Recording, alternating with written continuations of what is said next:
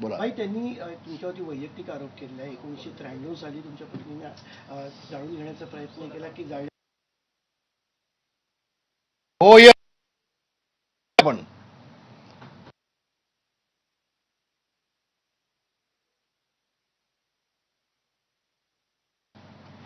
माझी तयारी आहे बिलकुल.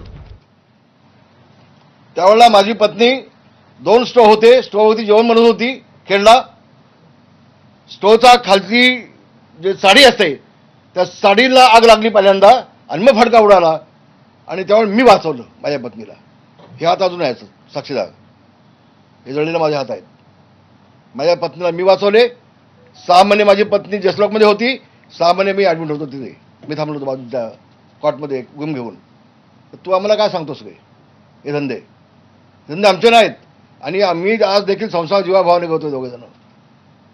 तर अशा पद्धतीनं तू बदनाम बी केलेस ना, याच्यावरती मी आता दावा टाकेन. तुमच्यावरती आरोप केले आहेत तुमच्यासोबतच. याच्यावरती मी पहिल्यांदा कोर्ट न्यायालयात जाईन. याच्यावरती मी 12 दावा टाकेन, 100% टाकेन. आता बोला. भाई, तुमच्यावरती आरोप केले, योगेश दादांवरती आरोप केले की आईच्या नावाने बार चालवणार. बाव नव्हता,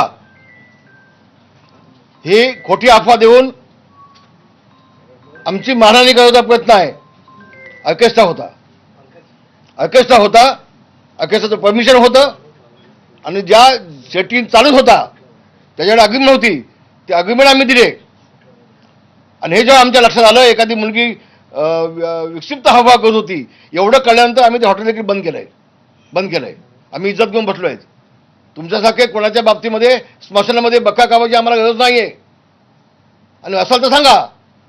तेव्हा हे जे तुम्ही माझ्या पत्नीच्या बाबतीत आज काढलंय ना, मला दुःख झालंय, वेदना झाल्यात आणि मी न्यायालयात गेल्याशिवाय राहणार नाही. तुला दाखवीन मी आता, सर, त्यांनी अब्रू नुकसानीचा तुमचा दावा करणार आहेत ते, आणि त्याची जे पैसे आहेत त्याच्यावर पूरग्रस्तांना. मी बोललो त्याच्यावरती. आपण आता आलाच काय वाटतं, बोलू असतात? आपण आता बोललो आलाच वाटतं. मी बोललो त्याच्यावरती की त्यांनी न्यायालयामध्ये जावं, त्याचं स्वागत. पण त्याच्या आधी मी आता या बाबीची चौकशी लावीन. एक बाळासाहेब की त्यांनी न्यायालयामध्ये जावं, त्याचं स्वागत. पण त्याच्या आधी मी आता या बाबीची चौकशी लावीन. एक बाळासाहेबांच्या बाबतीत एखादा विषय न्यायालयामध्ये जावा हे मला पडत नव्हतं कालपर्यंत. हे माझ्या मनाला घुसणार नाही. पण जर का तुम्ही